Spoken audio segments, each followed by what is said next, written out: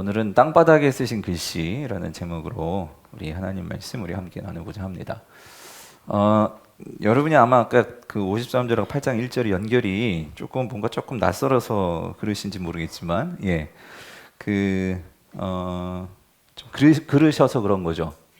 이게 구분이 좀 애매하기도 하고, 맞아요. 이게 뭐 신학적으로 들어가면 여러분 많은 걸 지금 할 말이 많지만 그거는 뭐 나중에 기회가 되면 말씀드리고, 어쨌든 이 7장과 8장의 내용이 서로 연결되어 있기 때문이에요. 연결되는 중요한 어떤 흐름 속에서의 메시지가 있기 때문에 좀 그런 이유도 있고요.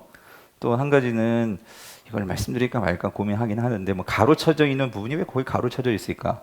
7장 53절에 앞부분하고 8장 11절에 가로가 있죠?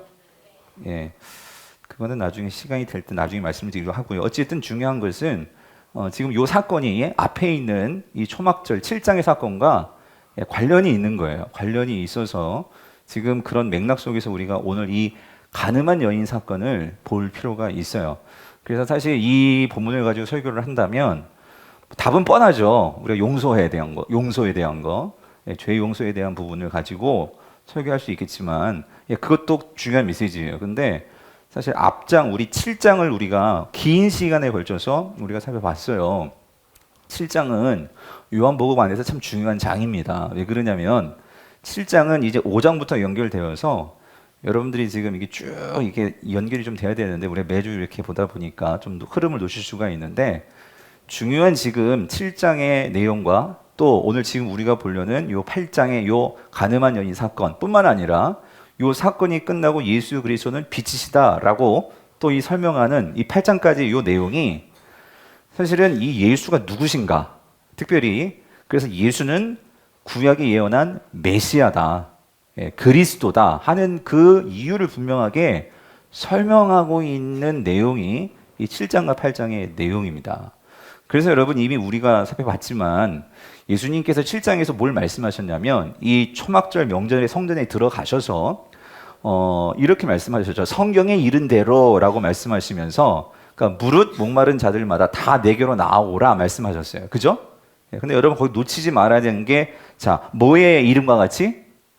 성경의 이름과 같이. 그래서 그 37절부터 39절을 보면 거기에 보면 자막 한번 띄워주시겠어요? 그러면 여기 38절에 나를 믿는 자는, 자, 뭐의 이름과 같이? 요 성경의 이름과 같이. 그러니까 성경에 기록된 대로 이 말씀이란 말이에요. 그럼 여기서 성경은 어떤 성경을 말하는 걸까요?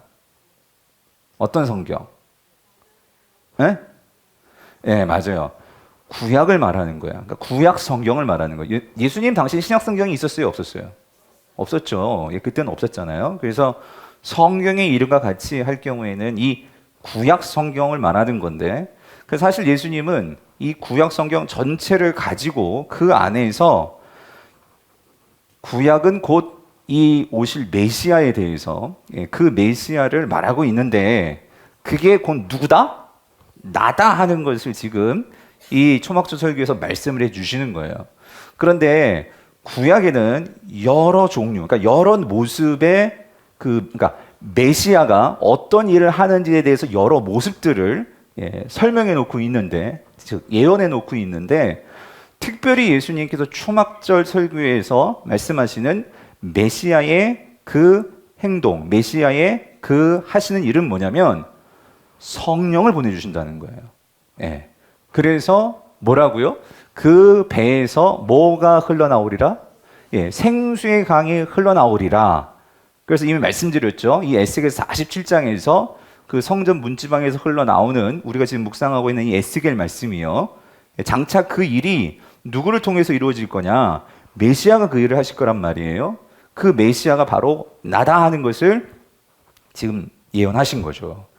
그래서 여러분, 구약이 예언하는 이 메시아는요, 즉 이 성령을 보내주실 분이 바로 메시아입니다. 그래서 여러분 요엘 2장 28절 29절을 보면 선지자 요엘 선지자는 이렇게 예언을 했어요. 뭐라고 얘기했냐면 28장 29절 같이 읽어볼게요. 시작. 그 후에 내가 내 영을 만민에게 부어주리니 너희 자녀들이 장래일을 말할 것이며 너희 늙은이는 꿈을 꾸며 너희 젊은이는 이상을 볼 것이며 그때에 내가 또 내 영을 남종과 여종에게 어떻게 해요? 그러니까 부어준다. 그렇죠? 그러니까 결국 그 배에서 생수의 강이 흘러나리라. 그 소리는 그러니까 앞으로 오실 그 메시아가 결국 그 배에 누가 생수의 강에 나도록 물을 부어주신 거예요? 그리스도가. 즉 예수 그리스도시죠. 예, 그분이 부어줬기 때문에 배에서 생수가 나오는 거지 어떻게 그냥 배에서 그 생수, 성령이 나올 수가 있겠습니까? 그렇죠? 그래서 예수님은 바로 이것을 예언하신 거예요. 초막절 설교 때. 그래서 여러분 성령이 언제 오십니까? 예수 그리스도가 십자가에 죽으시고 부활하시고 승천하시고 나서 그렇죠? 그래서 제자들에게 약속된 대로 내가 성령을 부어줄 거다. 그러니까 너희 이 성에 모여서 떠나지 말고 있어라. 그래서 그 약속대로 언제 오세요? 오순절에. 그렇죠? 사도행전 2장 오순절에 성령이 예수님께서 말씀하신 대로 위로부터 오죠. 예. 그러니까 이것을 성취하시는 분이 예수 그리스도시란 말이죠. 그거를 지금 여기 7장에서 예언하신 거예요. 그래서 앞에 슬라이드 한번 보여주실래요? 그래서 7장 39절에서 이 말씀을 하신 거죠. 뭐라고? 이는 그를 믿는 자들이 받을 뭘 가리켜서? 성령을 가리켜 말씀하신 것이라. 이것은 나중에 요한이 이미 그는 오순절 성령 강림할 때 그 마가의 다락방에 있었어요? 없었어요? 있었죠. 그래서 그는 그걸 체험했기 때문에 지금 이거는 갖다 덧붙여 놓은 거예요. 그러니까 해석해 놓은 거죠. 지금 39절 말씀은 예수님이 초막절에 설교하신 그 내용이 이런 의미였다 하는 것을 성령을 받고 나서 해석해서 놓은 것이죠. 그래서 이는 그를 믿는 자들이 앞으로 받을 성령을 그 예수님 십자가에 달리시기 전 초막절 그 성전에서 하신 말씀이었다. 그래서 가로를 쳐놨어요. 그래서 예수께서 자 여기 그런데 예수께서 지금은 초막절 설교를 하실 때에는 아직 뭘 받지 않으셨으므로 영광을 받지 아니하셨으므로 성령이 아직 그들에게는 임하지 않았죠. 성령이 아예 없었다는 게 아니에요. 그 당시도 성령이 있지만 성령이 그들 속에는 임하지는 않았어요. 이거 언제 임한다고? 영광을 받으셔야지만. 근데 요한이 말하는 지금 영광을 받는다는 게 뭐예요? 예수가 십자가에 죽으시고 부활하시고 승천하시는 거. 이게 영광이란 말이에요. 영광. 승천하셔서 하나님 보좌 우편에 앉으시는 거. 그렇죠? 이게 영광이잖아요. 그죠? 자, 그래서 이거를 지금 예언을 했어요. 그랬을 때 지난주에 우리가 뭘 봤냐면 이 설교를 듣고 깜짝 놀라고 그리고 이 예수에 대해서 생각이 바뀐 사람들이 있었어요. 그게 누구였죠? 예, 아랫사람들. 예, 우리 성경에는 아랫사람들. 누구의 아랫사람들이에요? 성전 지도자들. 그죠? 대제사장 서기관, 예, 이 바리새인들, 이 성전 지도자들의 아랫사람들. 그래서 이들은 뭐라고요? 성전 수비대들이라고 말씀드렸죠? 그러니까 이들이 이 예수 그리스도의 말씀을 듣고 마음 열려버린 거예요. 그죠? 그래서 뭐예요? 이들이 와가지고 그 성전 지도자들은 체포하라고 했는데 예수 체포하지 않았죠. 그리고 말을 하죠. 우리가 성전에서 여러 랍비들이 하는 말씀을 들었지만 이런 말씀을 들어본 경험이 없습니다. 그렇죠? 예, 이는 뭔가 특별합니다. 예, 그랬을 때 이제 이 성전 지도자들이 뭐라고 얘기했어요? 저주를 하죠. 49절에서 너희는 뭐야? 율법을 알지 못하는 자들이다. 예, 그러면서 저주를 하죠. 49절에서. 그런데 여러분 누가 진짜 율법을 모르는 자예요? 이 성전 지도자들이었죠. 예. 자, 그래서 오늘 본문이 이 성전 지도자들이 정말 이 율법을 모르는 자들이었고, 그리고 이들은 자신들의 지식을 가지고 자신들은 메시아가 누군지를 안다라고 생각했지만, 그리고 그를 기다린다고 했지만, 그들은 정작 메시아가 누군지도 제대로 모르는 그런 자들이 성전 지도자들이었음을 오늘 이 8장이 그것을 또 밝혀주는 거예요. 그러면서 오늘 이 요한복음 8장이 우리에게 말씀해 주시는 이 간음하다, 현장에서 잡혀온 이 간음하다 온 이 여인의 이 사건은 단지 예수님이 그 여인을 불쌍히 여겨주셔가지고 그 죄를 용서해 주셨다, 그 정도가 아니고요. 오늘 본문이 우리에게 말해주고 싶은 핵심은 뭐냐면요, 오늘 예수님은 이 모든 죄를 사하실 수 있는 권능을 가지고 계실 뿐만 아니라 그분은 이 모든 것들을 새롭게 새로운 피조물로서 창조하실 수 있는 새 창조의 메시아이시다 하는 것을 오늘 본문은 우리에게 말씀해 주고 있다는 거예요. 그래서 여러분, 구약에 말씀하고 있는 종말의 메시아는요, 그 마지막 때에 모든 것을 새롭게 변화시키시는 분이 메시아라는 거예요. 그 모든 어그러지고 죄 때문에 어그러지고 모든 것이 이제 가망이 없음이 되어버린 그러한 모든 상태를 새롭게 그 에덴의 하나님께서 처음 만들어 오셨던 그 상태와 같이 그렇게 변화시키고 새롭게 창조하시는 그분이 누구예요? 메시아라는 거예요. 그래서 오늘 이 가늠한 현장에서 잡혀온 여인의 사건 바로 그거를 보여주고 있다는 거예요. 그래서 여러분, 우리가 이런 관점에서 이 요한 복음을 보면은요, 요한은 철저하게 1장부터 뭘 말해주고 있냐면은요, 태초에 뭐가 계시니라? 말씀이 계시니라 라고 선포하면서 예수 그리스도가 창조의 원형이시고 시초이심을 설명을 합니다. 그것은 뭘 의도하고 있냐면 바로 그 예수 그리스도가 뭐라는 거예요. 이 종말의 모든 것을 새롭게 창조하실 누구시다? 메시아이시다. 이거를 우리에게 말씀해 주고 있다라는 거예요. 아멘이십니까? 자, 그래서 여러분 이걸 우리가 어떻게 적용해야 되면, 여러분, 그래서 예수는요, 우리를 단지 이 땅에서 이제 그 죄에서 구원하셔가지고 천국으로 가게 해주시는 그 정도의 분이 아니고요. 우리가 예수 그리스도를 제대로 알고 제대로 믿으면 분명 우리의 모든 삶을 새롭게 변화시켜 줄 수 있고 창조하실 수 있는 그 새 창조의 그리스도이심 여러분이 믿으시기를 바랍니다. 여러분, 그분은요, 모든 것을 새롭게 완전하게 변화시킬 수 있으신 분이시라는 거예요. 요한복음은요, 그거를 줄기차게 말하고 있어요. 여러분, 2장에서도 봤잖아요. 예수님은요, 그 구정물 같은 그 정결례에 사용하는 그 물을 완전히 새롭게 창조하셨죠. 뭐로 창조하셨어요? 포도주로 창조하셨단 말이에요. 예, 가나의 혼인잔치에서. 그렇죠? 성경은 우리에게 예수가 누구신지를 그렇게 말씀해 주신단 말이에요. 근데 우리는 세상을 살면서요, 예수를 통해서 변화하려고 하지 않고 뭐로 변화하려고 해요? 돈으로. 세상의 어떠한 힘으로. 그것을 가지고 나를 사람들에게 변화시켜서 인정받으려고 하죠. 그러나 여러분, 그것은 우리를 진정 변화시킬 수가 없다는 거예요. 요한복음은 누가 그리스도시냐, 누가 기름 부음을 받은 진정한 우리의 새 창조의 메시아시냐, 예수 그리스도시라는 거예요. 여러분, 이것이 그냥 어떤 명제가 아니고요, 저와 여러분의 삶에서도 역사하게 된 능력이 되기를 바랍니다. 한 좋은 예가 바로 누구냐면 이 가늠한 현장에서 잡혀온 여인이라는 거예요. 여러분, 그냥 결론을 내려버릴게요. 여러분, 만약에 이 설교 너무 잘 아시잖아요. 스토리는 잘 아시죠?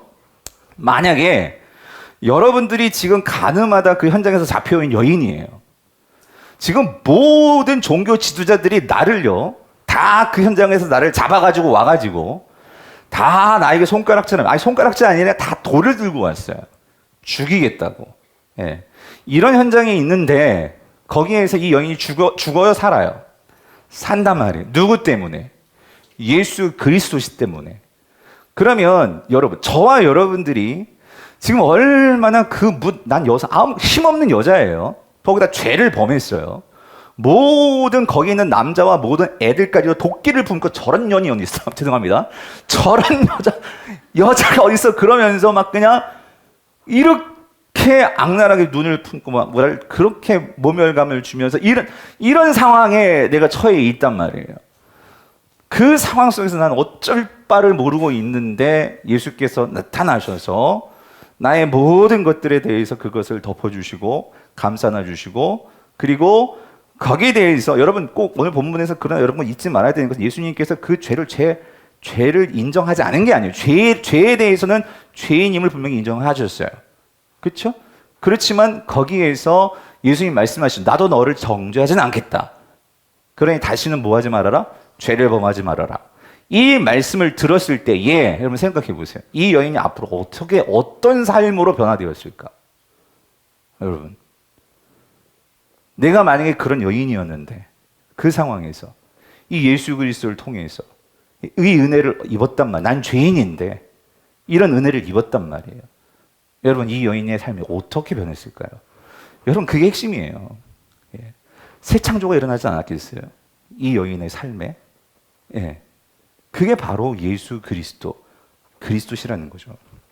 자, 이 내용을 가지고 조금만 더 깊이 들어가 볼게요. 자, 오늘 보면 2절을 다시 한번 볼게요. 자, 오늘 2절을 보면, 자, 2절 같이 한번 읽어볼게요. 시작. 아침에 다시 성전으로 들어오시니 백성이 다 나오는지라 앉으사 그들을 가르치시더니요. 자, 성전 지도자들은 지금 열을 받아 있어요. 왜냐하면 자신이 부리는 이 종들이, 그 성전 수비대들이 이제 이 사람들이 이상하게 예수님 편이 되어버린 거예요. 그렇게 마음이 흘러갔어요. 그랬는데 그 다음날 또 아침이 됐는데 예수가 어디에 나타났어요? 성전에 나타나가지고 또 백성들을 모아놓고 또 뭔가를 막 가르치고 있는 거예요. 그러니 이 성전 지도자들 입장에서 그거를 그냥 놔줄 수 있겠어요? 아니죠.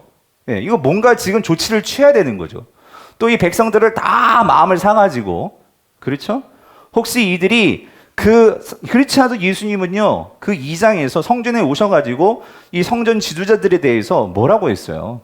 예, 그 지도자들의 잘못된 죄를 고발하면서 성전을 청결하게 하시면서 이 성전이 다 무너질 거다라고 선포하셨던 분이 누구예요? 예수 그리스도시잖아요. 그러니까 오매불망 이들은요, 이 예수가 지금 요주 인물이란 말이에요. 혹시 이 사람들의 마음을 다 사로잡아가지고 지금 우리가 가지고 있는 이 성전의 기득권, 성전에서 누리는 이 권력, 이거를 잃게 만든 건 아닐까? 이들은 거기에 혈안이 되어 있던 거죠. 여러분, 성전 지도자들에게 있어서 이들에게 정말 중요한 것은 사실 하나님이 아니었어요. 이들에게 정말 중요한 것은 하나님보다도 어쩌면 그 성전에서 그들이 누리는 뭐였을까요? 권력이라고요. 성전 권력이요. 하나님을 앞세워서, 제사를 앞세워서 그들은 많은 부를 누렸죠. 장사를 했고, 또 그 당시에는 가장 높은 권위와 지위를 가지고 힘을 가진 자들이었단 말이에요. 그러니까 여러분, 이들의 입장에서 예수를 한번 보세요. 예수는 이들에게는 뭘까요? 종교적인 경쟁자입니다. 경쟁자. 예. 나의 이 권력을 뺏어갈지도 모르는 그런 경쟁자로서 이들은 그렇기 때문에 예수를 뭐 할 수밖에 없어? 잡아 죽일 수밖에 없는 거예요. 예. 성도님들, 우리가 살면서요, 관계를요, 힘으로 맺고 돈으로 맺으면 모든 사람이 경쟁자가 돼버립니다. 예. 나보다 더 돈을 많이 갖고 있고, 나보다 더 뭔가를 더 소유하게 되면 우리는 거기서 경쟁심을 갖게 될 수밖에 없다라는 거예요. 여러분, 예수님은요, 우리에게 세상의 것을 가지고 경쟁자가 되도록 그렇게 내모시는 분이 아니란 말이에요. 예수님은요, 우리를 근본적으로 모든 관계에서 풍성하신 하나님과의 관계를 맺게 되면 여러분 더 이상 그 관계는요, 이 세상의 물질과 이 세상의 것에 내가 거기에 빨려 들어가지가 않아요. 근데 우리가 하나님과의 관계가 어그러지면 우리는 이 세상에서 뭔가를 소유할 수밖에 없어요. 왜? 우리는 모두 다 이 죄라는 것이 우리 안에 이 텅 빔을 만들어 버리거든요. 그러므로 그 채워지지 않는 자리를 뭔가를 채워서 내가 너보다 더 무언가를 더 많이 채워야지만 우리는 안정을 누리는 것처럼 느끼게, 우리는 그렇게 사단이 우리를 그렇게 끌고 가요. 여러분, 그게 죄입니다. 그게 자기 중심성이고. 그렇지만 예수는 그거로부터 우리를 구원하시려는 거예요. 우리를 하나님과의 관계로 온전케 인도하심으로 거기에서 누리는 삶. 여러분, 그것이 요한이 말하는 풍성한 삶이죠. 그 삶으로 우리를 인도하시려고 하는데 이 성전 지도자들은 너무나 오랫동안 성전에서 이 힘에 중독이 되어버린 거예요. 하나님과의 관계보다도 이 높은 위치에서 누리는 그 힘에 중독이 되어다 버리니까 하나님에 대해서는 관심이 없단 말이죠.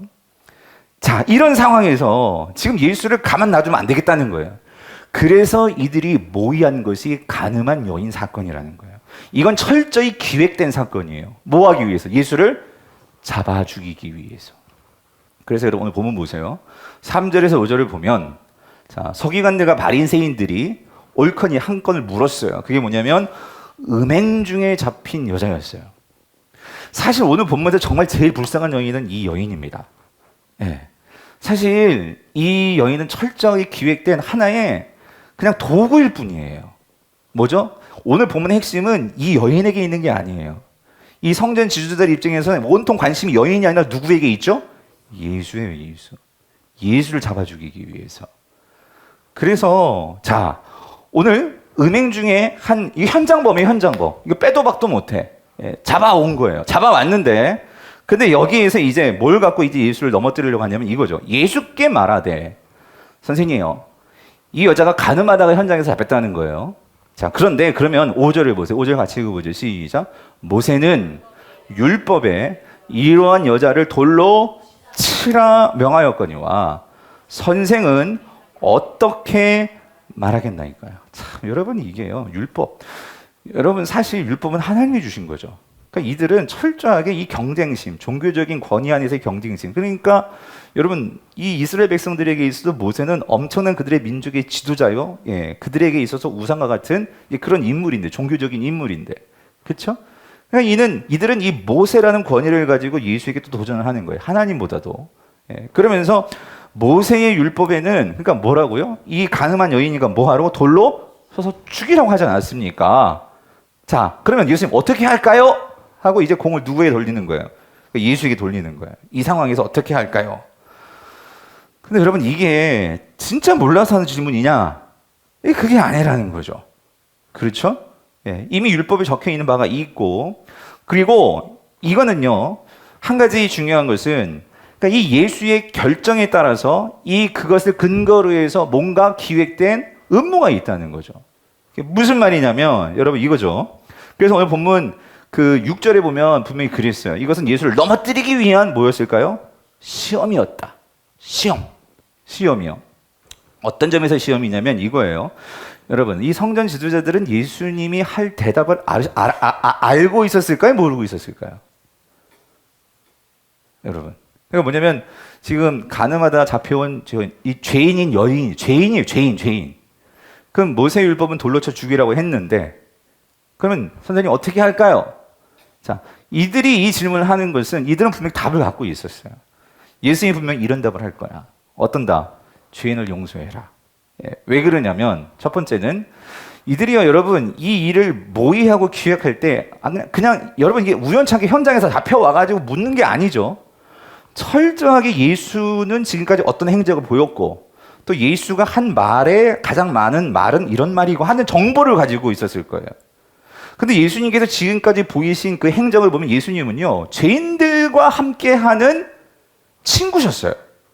죄인들과 같이 밥을 먹고 죄인들, 세리와 창녀들과 이런 여인들, 그런 여인들을 가까이 하면서 뭐라고 얘기해요? 나는 의인을 부르러 온 것이 아니고 난 누구를 부르러 왔어요? 죄인을 부르러 왔다 라고 말씀하시면서, 그리고 너희들은 그 죄인들에 대해 뭐 해야 돼? 용서해야 돼. 사랑해야 돼.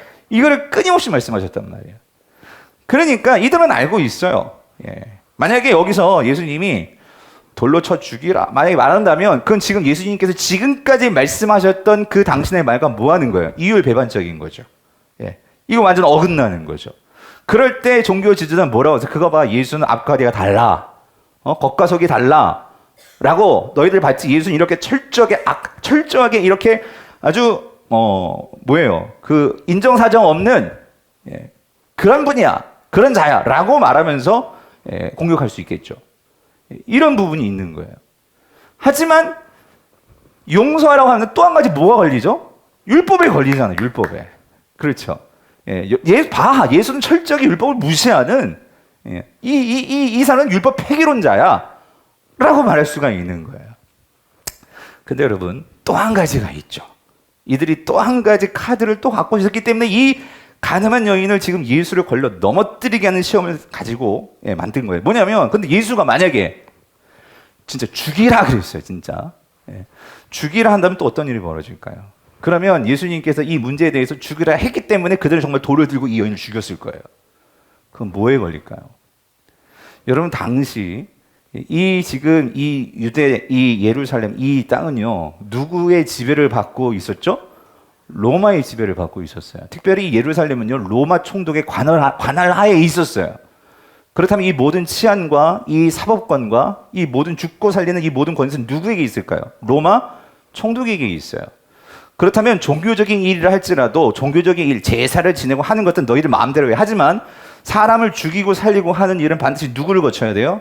로마 총독을 거쳐야 돼요. 그래서 예수님이 빌라도의 재판을 받은 거예요.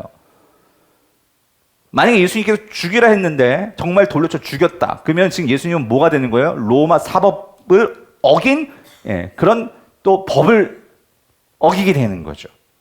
그러니까 여러분 이게 철저히 예수를 뭐예요? 이 공경에 넘어뜨리려기 위해서 기획된 이 음모라는 거예요. 음모. 근데 여러분 여기에요. 사실 참 우리가 뭘 보게 되면 이 종교 지도자의 이 악랄함을 볼 수 있어요. 뭐냐면 이들은 율법을 잘 아는 자들이라고 했잖아요. 근데 여러분 여기 모순이 있습니다. 모순이 뭐냐면 이들은 지금 모세를 들먹이면서 율법에 분명히 가늠한 여인을 죽이라고 했습니다 라고 말하지만 그들은 아주 율법을 잘 아는 것처럼 그리고 그렇게 포장하면서 다가오지만 여러분 여기는 아주 중요한 결정적인 실수가 있어요. 그리고 이들은 정말 율법을 모르는 자들이었어요. 여러분 하나님이 율법을 주시고 율법 속에 어떤 그 처벌권을 주신 거는요, 이 죄에 대해서 이걸 죄를 처리하기 위해서 처벌권을 준 게 아니에요.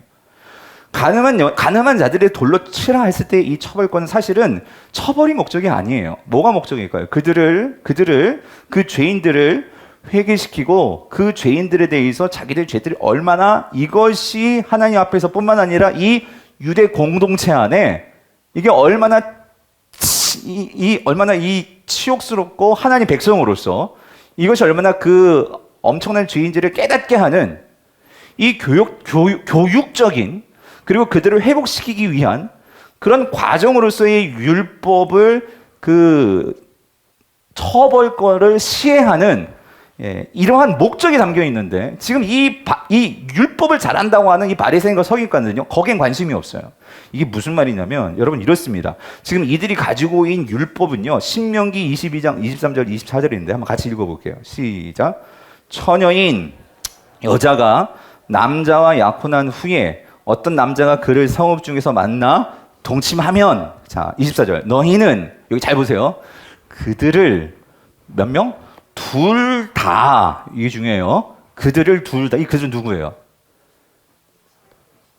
동침한 남녀입니다. 남녀 둘 다예요. 여자만이 아니에요. 둘 다를 성읍 문으로 끌어내고 여기도 중요한 거.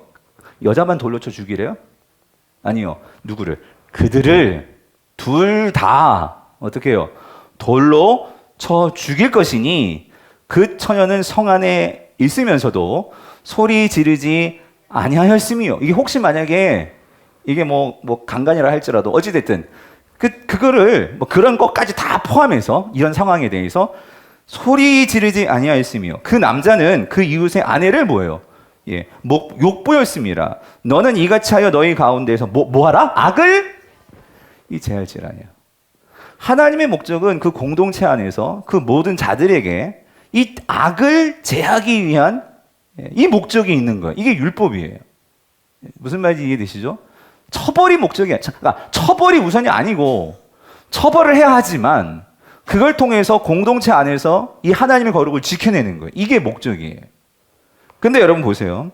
지금 이 종교 지도자들은 이 율법의 정신에 완전히 어긋나고 있어요. 뭐냐면 이 율법을 통해서 그러면 이 여인을 불쌍히 여겨서 어떻게 하면 이 여인이 더 이상 그런 죄를 또 범하지 않을까? 그리고 우리 공동체가 그런 죄에 대해서 함께 공동체 의식을 가지고 이 죄를 끊을 수 있을까? 이런 차원에서 처벌에 들어가야 되는데 지금 이 종교 지도자들이 가지고 이 율법을 사용하는 목적은 뭘 위해서? 여인을 위해서? 공동체를 위해서? 뭐예요? 예수를 잡아 죽이려고. 이건 누구 목적이에요? 자기들 목적이에요. 자기들 목적이라고. 네. 그래서 여기서 지금 보세요. 현장에서 잡았다면 몇 명을 데리고 왔어야 돼? 2명. 누구? 남자와 여자를 둘을 다 데리고 왔었어야지. 근데 누구만 데리고 왔어? 여자만 데리고 왔어. 벌써 율법이 잘못된 거죠. 잘못 적용하고 있는 거죠. 네? 여러분, 성전 지도자들은 자신들이 율법을 잘 안다고 하고 있으면서도 근데 여러분 아까 기억하시죠? 아랫사람들에게 너희는 뭘 모르는 자들이다? 율법은 모르는 자들. 뭘 받을지어다? 저주를 받을지어다. 여러분 이거 지금 누가 누구한테 할 소리예요? 하나님께서 그들에게 해야 될 소리예요. 성전 지도자들에게. 그런데 자기들이 자기 입으로 자신의 죄를 인정하는 거죠. 그죠? 율법을 제대로 모르는 자들아. 저주를 받을지어다. 누구? 자기들이 그 일을 하고 있는 거예요. 성도님들, 이게요, 저와 여러분들에게도 우리가 정말 곰곰이 생각해 봐야 할 바는 뭐냐면 이겁니다. 여러분, 이게 대표적으로 우리가 말씀을 잘못 적용하는 태도일 수 있어요. 여러분, 말씀은 철저히 누구에게 적용해야 되는 걸까요? 나 자신입니다. 1차적으로. 그 말씀을 통해서 나 자신인데 김제사 들었어야 되는데 박집사 들었어야 되는데 예? 뭐 이런 거 있잖아요. 여러분 내가 듣고 변하면 돼요. 그리고 오늘 이 말씀을 가지고 나 자신을 돌아보는 게 목적인데 그게 아니라 우리는 이런 말씀을 가지고 남들을 정죄할 때가 있어요. 여러분 그것은 하나님께서 우리에게 주신 말씀의 그 목적이 아니죠. 물론 하나님께서 선지자들을 통해서 예수 그리스도를 통해서 우리를 돌이키라고 말씀을 주십니다. 그렇지만 그것은 그거지만 오늘 우리 자신이 하나님의 백성들로서 말씀을 듣고 말씀을 받을 때에는 이 말씀을 칼을 가지고 형제의 마음을 찌르고 아픔을 주고 정죄하라고 그 말씀이 아니죠. 내 자신의 죄를 돌아내고 우리 공동체 안에 잘못된 것이 있다면 우리가 그것을 잘라내어가지고 그것을 정죄하기 위해서가 아니고 우리가 함께 아파하면서 우리가 함께 어떻게 그것을 온전하게 세울 수 있을지를 고민하면서 말씀을 듣고 말씀을 우리가 적용해야 되는데 우리는 그 말씀을 어떻게 해요? 남들을 공격하고 남들을 아프게 하고 그 말씀을 가지고 오히려 내 이익을 위해서 귀에 걸면 귀걸이 코에 걸면 코걸이 그렇게 말씀을 적용해서는 안 된다는 거죠. 오늘 우리가 그런 하나님의 말씀을 바르게 정말로 바르게 받고 바르게 적용하는 저와 여러분 될 수 있기를 간절히 바랍니다. 그럼 진짜 궁금한 건 이거예요. 지금 예수님은요 빼도 박도 못하는, 조금 나쁘게 말하면 정말 어떻게 이 사면 초가라고 할 수 있는 그런 상황인 거예요. 어떻게 이것을 대처해 나갈 수 있으실까? 여러분 궁금하죠? 자, 그래서 예수님께서 이 상황에서 뭘 하시느냐? 뭘 하시죠? 6절이에요. 6절 같이 읽어볼게요. 시작. 그들이 이렇게 말하면 고발할 조건을 얻고자 하여 예수를 시험함 이러라. 근데 보세요. 예수님 뭐 하시나? 예수님 뭐 하시죠? 예수께서 몸을 굽히사 손가락으로 땅에 쓰시니에요. 여러분 이게 무슨 말이죠? 지금 어떻게 할까요? 라고 물었어요. 물론 여기서 우리 여러 가지 또 생각할 수 있어요. 하나님, 예수님은요 지혜의 근본이시고 말씀 그 자체이세요. 바로 답을 주실 수 있겠죠. 전 바로 답을 주실 수 있을 것 같아. 너희 중에 죄 없는 자가 치라 라고. 이게 얼마나 이게 정말 대단한 이 말씀 아니세요? 근데 예수님은 그렇게 하세요? 아니요. 그렇게 하지 않으셔. 어떻게 하세요? 말하니까 조용히 이렇게 앉으시는 거예요. 네? 앉으셔가지고 뭔가 이렇게 적으셔. 이게 뭐 하셨다는 거죠? 침묵하셨다는 거예요, 여러분. 여러분 여기서 우리가 정말 중요한 거예요. 이게 얼마나 억울한 상황입니까? 여러분 그렇지 않아요? 이 상황에 대해서 열받아가지고 너희들 야 가만 보자고 하니까 이 도저히 안 되겠네. 너희 진짜 성전 지도자들 맞아? 하면서 할 것 같은데 예수님 그 상황에서 뭐예요? 입을 다무셨어요. 입을 다무시고 그리고 그들을 맞대응하지 않으시고 시선을 어디로? 땅으로.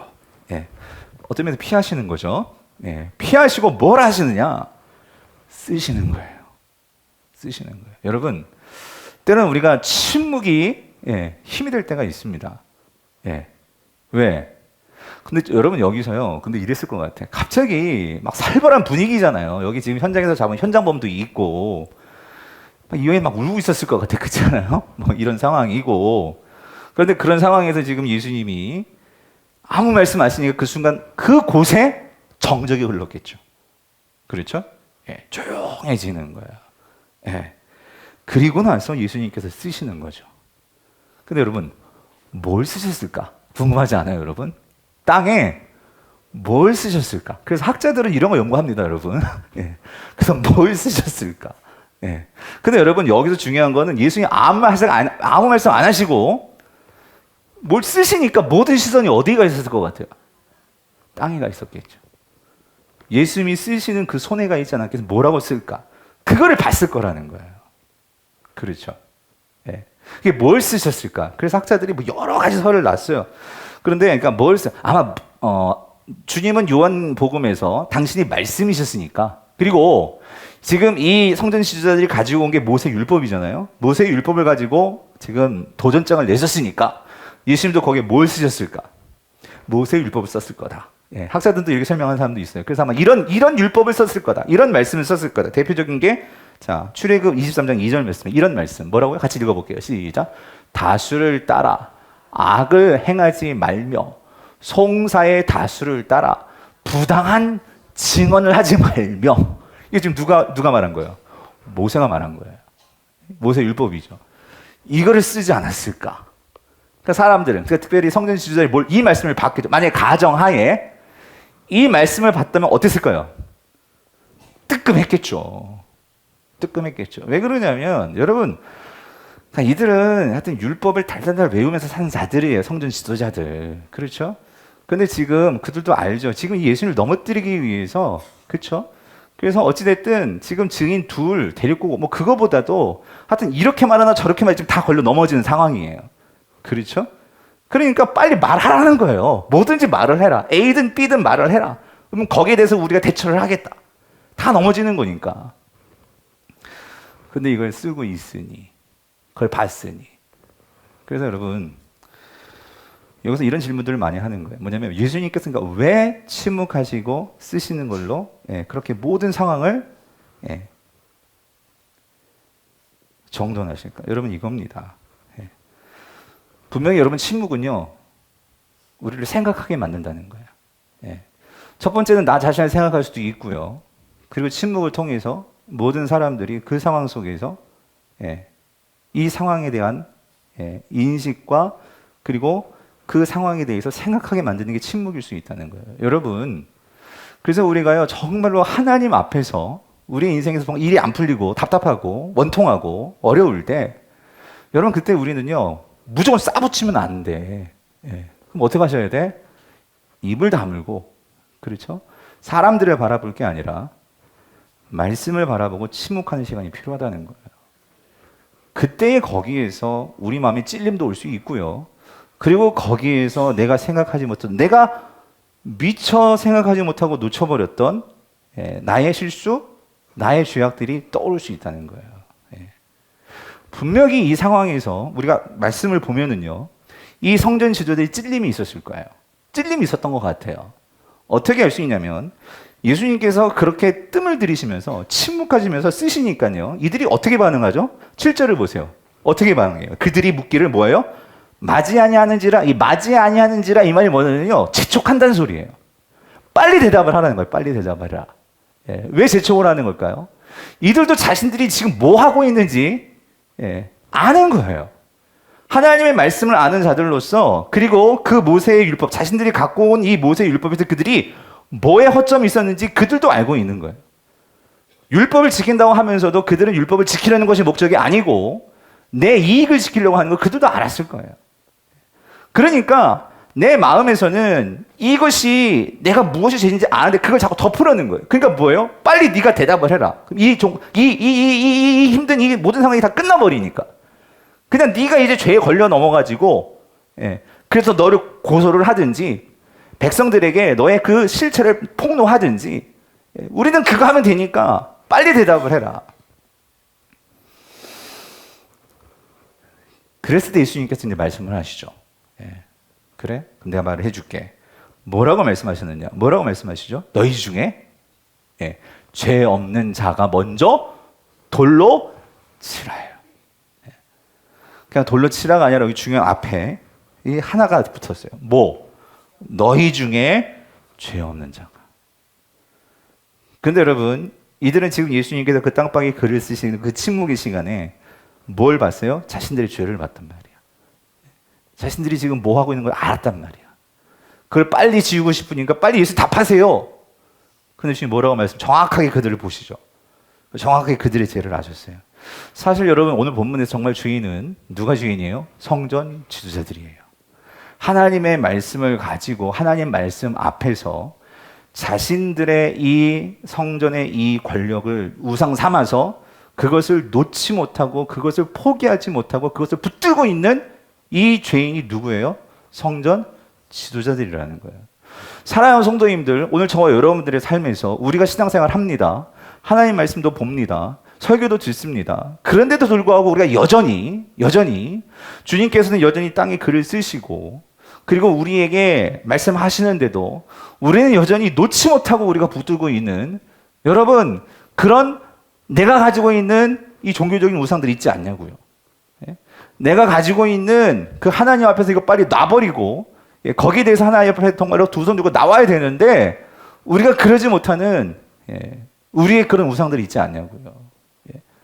이 성전 지도자들은 그거를 내버리지를 못하는 거예요. 이 성전의 기득권, 예. 성전의 그 힘, 성전의 그 권세, 예. 그거를 내버리지 못하는 이들의 이 우상이에요, 우상. 예.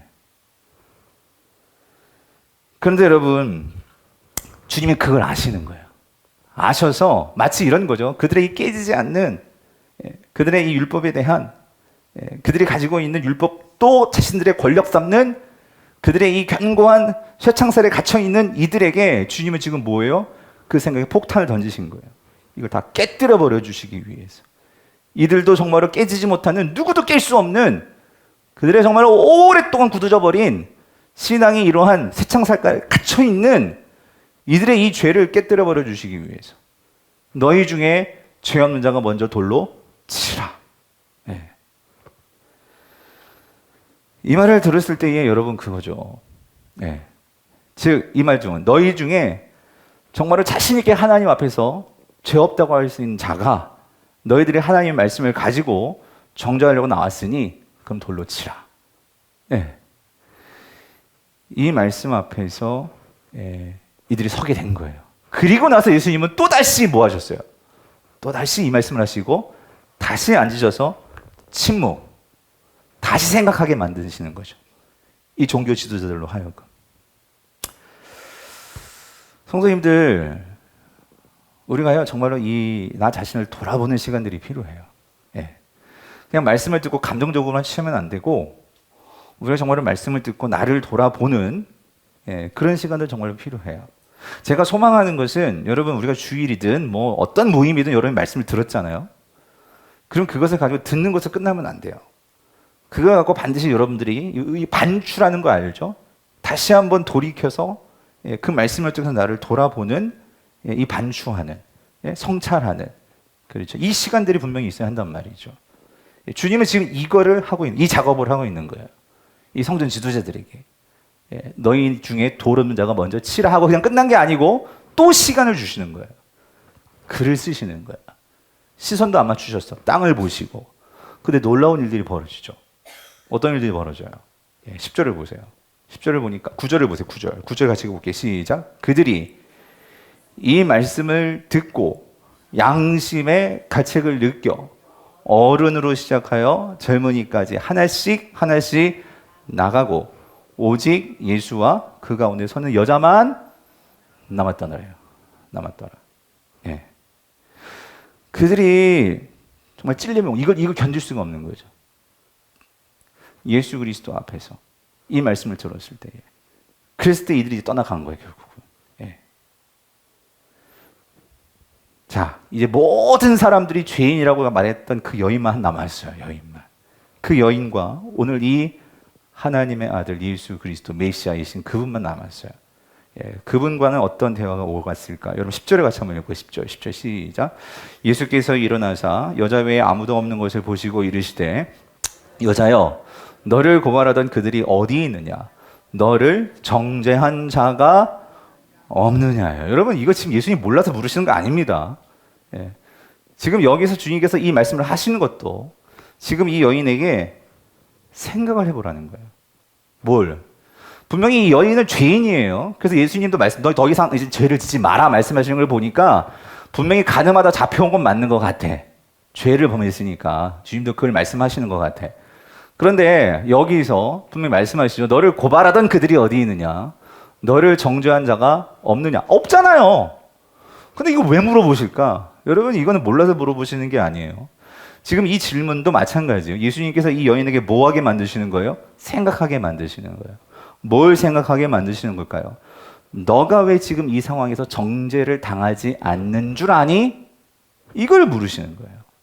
오늘 돌 맞아 죽어야 할 일을 분명히 했어요. 했는데 이 여인이 여기서 지금 살았단 말이에요. 이 여인이 살 수 있었던 그 이유가 뭐냐는 거예요.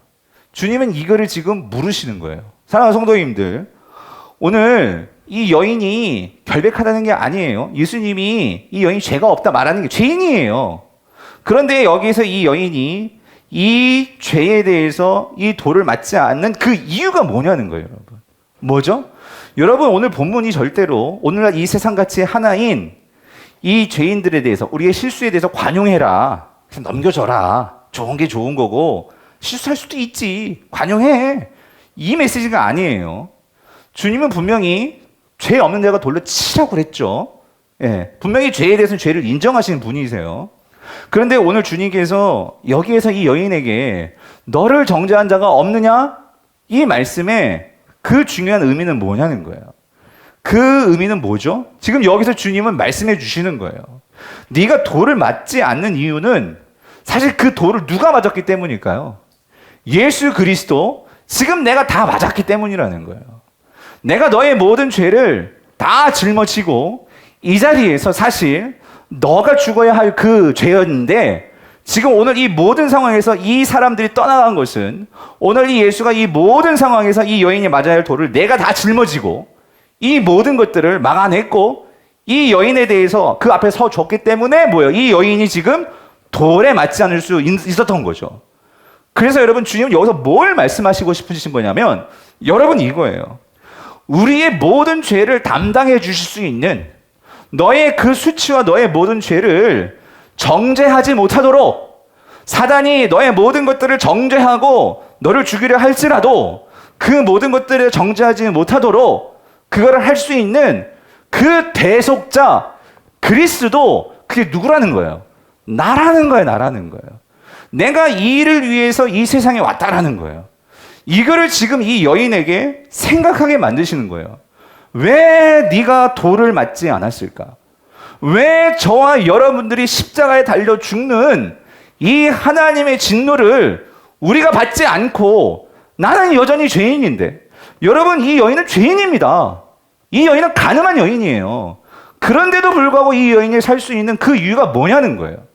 그럼에도 불구하고 우리가 하나님 나라에 들어갈 수 있는 백성이 되는 그 이유가 뭐냐는 거예요. 너는 그걸 안 하는 거예요. 너를 정죄한 자가 없느냐? 그거를 지금 말씀하시는 거예요. 왜죠? 내가 이 땅에 왔기 때문에, 내가 지금 이 자리에 있기 때문에, 내가 지금 너와 함께 있기 때문에. 그래서 여러분, 요한복음은 이거를 계속해서 우리에게 말씀하시고 있는 복음입니다.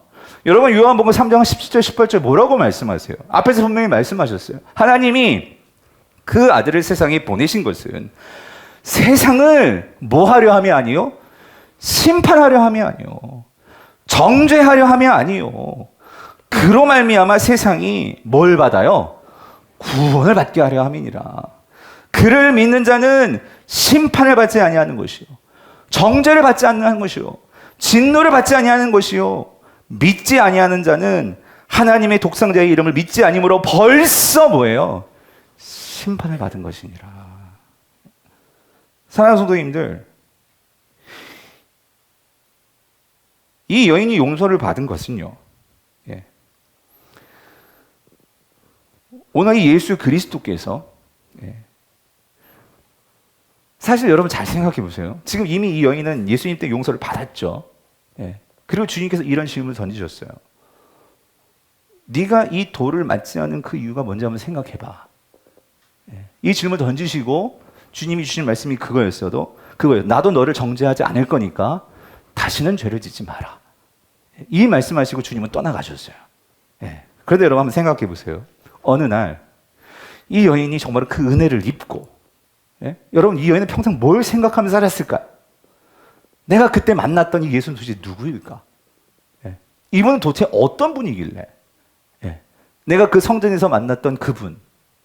그런데 그분이 어느 날, 내가 생각하기엔 아무 죄 없으신 분인 것 같은데, 그분이 어느 날 십자가에서 죽으신 거예요. 십자가에서 그 모든 물과 피를 다 흘리면서 죽으셨어요. 그런데 그분이 죽으셨는데 3일 만에 부활하셨다는 부활의 소식도 듣게 되었어요. 그 소식을 듣고, 그리고 어쩌면 이 여인이 정말 그 제자들과 많은 무리들이 그 승천하는, 예수님이 승천하시는 그 장면을 봤을지도 모르겠어요. 그랬을 때에 이 여인은 훗날 그 예수 그리스도에 대해서 뭘 하고 고백할 수밖에 없을까요? 예수 그리스도는 뭐예요? 나를 대신해서 우리의 죄를 용서해 주시기 위해서 이 땅에 오신 누구예요? 하나님이 보내신 바로 그 메시아시구나. 이거를 깨닫게 되지 않았을까요? 사랑하는 성도님들, 여러분은 예수를 누구라고 생각하십니까? 오늘 저와 여러분에게 있어서 그 예수는 누구십니까? 여러분, 이 여인이 정말 그 예수를, 이 고백을 했을 때 이 여인의 삶은 어떻게 되었을까요? 이 여인의 삶이 과연 이전과 똑같은 삶이 될 수 있을까요? 저는 아니라고 봐요. 완전히 다른 새로운 삶으로 이 여인은 완전히 새로운 새 창조된 삶을 살게 되지 않았을까요? 그래서 사도 바울이 고백을 하는 거예요. 사도 바울이 고린도후서 5장 17절. 그런즉 누구든지 그리스도 안에 있으면 뭐예요? 새로운 피조물이라. 이전 것을 지나갔으니 보라 뭐예요? 새 것이 되었도다. 여러분, 이 말씀이 아무런 감동 없는 그런 말씀으로 다가오시면 그럼 여러분, 우리 문제가 있는 거예요. 내가 예수 그리스도가 어떤 분이신지 모르고 내가 그 가늠한 현장에서 그런 죄인이었던 나를 우리는 모르고 있는 거예요. 나는 그런 죄인인데 우리가 그리스도 안에 들어왔기 때문에 우리는 완전히 어떻게 새로운 피조물이 되었다고요. 주님께서 우리를 더 이상 정죄하지 아니하시고 우리를 그렇게 맞아주신다는 거예요. 성도님들, 참으로 8장이 오묘해요. 오늘 이 여인을 향해서 돌을 던지지 않았는데 사람들이 나중에 누구를 향해서 돌을 던지는 줄 아세요? 예수 그리스도예요. 8장은 이렇게 끝나요. 8장 59절. 그들이 돌을 들어 치려하거늘. 누구를 돌을 들어 치려했을까요? 예수 그리스도시라고. 예수 그리스도에게 돌을 들어 치려하거늘 예수께서 숨어 성전에서 나가시지라. 우리가 맞아야 할 돌을 예수님은 친히 그 돌을 맞으시는 분이 되었단 말이에요. 우리를 새롭게 주님의 하나님 나라의 백성으로 세우셔서 우리를 완전히 하나님의 그 풍성하신 그 은혜에 사로잡혀서 더 이상 이 세상의 성전의 권력도 아니고 세상의 힘도 아니고 오늘 그 하나님의 백성으로서 우리가 어떻게 살아야 될지 그 은혜와 감격으로 살 수 있도록 오직 그것만 생각하도록 주님께서 우리에게 새로운 살 길을 열으셨는데 우리는 언제 그랬다는 듯이 우리는 다 잊어버리고 주님이 우리를 위해서 돌을 맞아주셨고 아니 십자가에서 갈기갈기 살이 다 찢어지셔서 우리를 위해서 그 모든 진노를 다 담당하시고 우리를 구원해 주셨는데 우리는 그걸 잊고 살고 있지는 않냐고요. 사랑하는 성도님들, 오늘 우리가 이 예수 그리스도를 진정으로 믿고 진정으로 아는 자라면 그래서 우리가 이 고백이 나오는 거죠. 세상 사람들이 우리 보고 뭐라 할지라도 때로는 우리가 넘어질 수 있어요. 사단은 또 우리를 정죄합니다. 거봐, 난 그 정도밖에 안 돼. 네가 목사야? 네가 장로야? 권사야? 그럴 때 사도 바울은 우리에게 뭐라고 말을 해요? 로마서 8장 33절 34절 누가 능히 하나님께서 택하신 자들을 고발하리요? 의롭다 하시는 하나님이시니 누가 정죄하리요? 죽으실 뿐 아니라 다시 살아나시는 그리스도 예수시니 그는 하나님 우편에 계신 자요 우리를 위하여 지금도 뭐예요? 간구하는 자시니라. 여러분 넘어졌다가 또 그냥 그렇게 철퍼서 그렇게 주저앉아가지고 그러면 그렇게만 있으실 거예요? 아니라는 거죠. 다시 주님 앞에 나와서 나도 너를 정죄하지 아니하노니 다시는 죄를 범하지 말라. 말씀하시는 그 주님 앞에 그 감격을 가지고 우리가 다시 방향을 돌이켜서 하나님 나라 백성으로서 주님이 원하시는, 주님이 기뻐하시는 그 삶을 나아가야 하지 않겠습니까?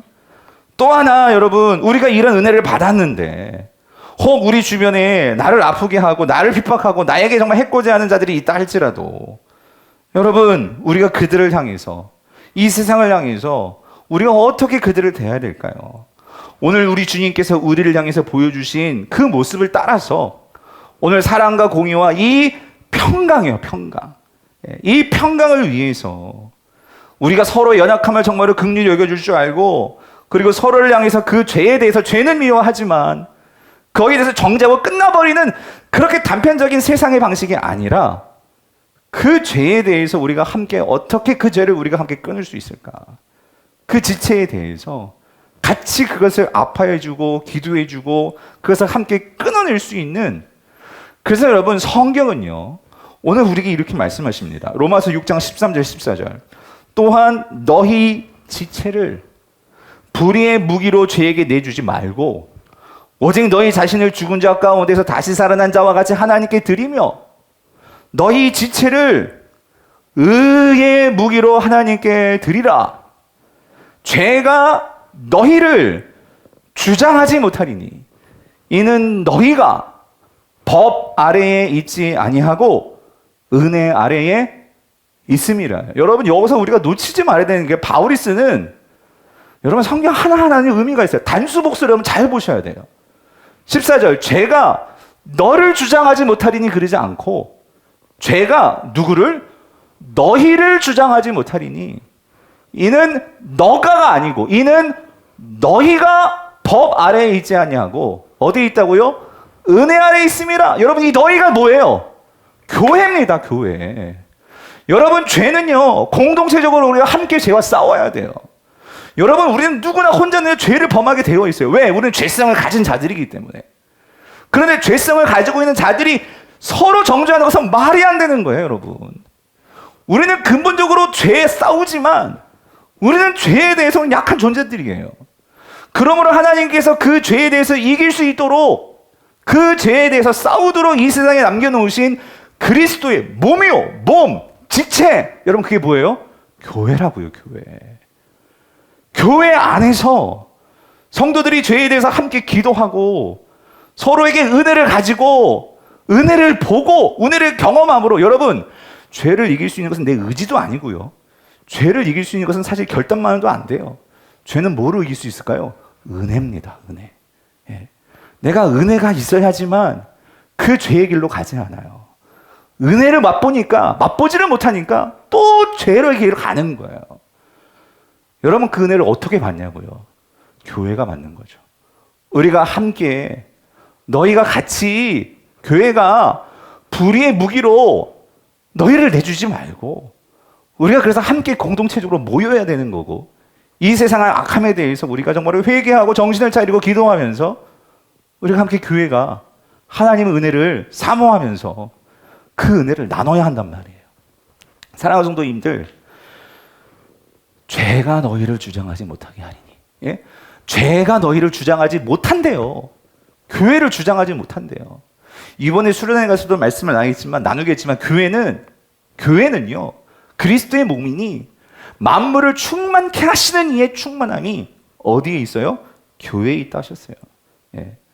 사랑하는 성도님, 교회를 사랑하시기를 바라요. 교회를 소중하게 여기시기를 바라요.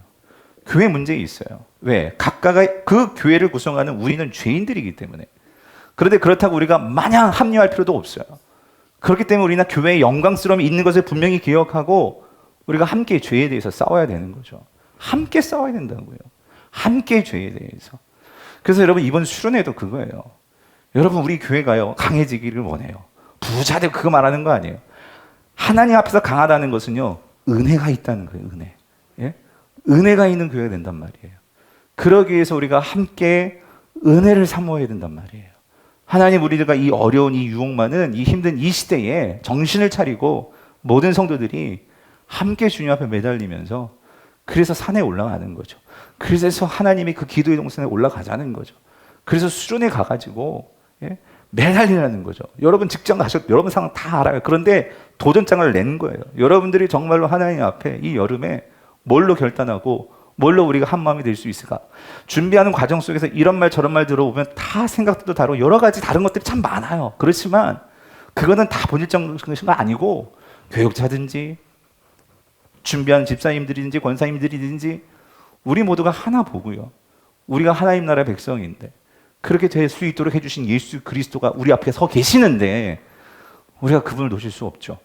그래서 그분 앞에 다시금 그의 사랑 앞에 그리고 그의 은혜 앞에 정말로 서기 위해서 바라기는, 오늘 주님께서 땅에 쓰신 그 글씨 도대체 뭐였을까? 여러분, 저는 그런 기도해요. 오늘 말씀을 준비해서 그런 기도했어요. 주님, 우리가 수련회에서 2박 3일 동안 성도들과 함께 수련회 할 때 우리에게도 주님 글을 써주십시오. 예? 그래서 우리 모두가 정말로 주님의 그 손에 담긴 그 글을 보고 내려올 수 있도록, 예? 바라기는 오늘 그 은혜가 저와 여러분들에게 있게 되기를 간절히 바랍니다. 예수는 우리 그리스도십니다. 우리를 새롭게 새 창조하실 그 주님을 기대하시는 저와 여러분들이 있기를 간절히 바랍니다.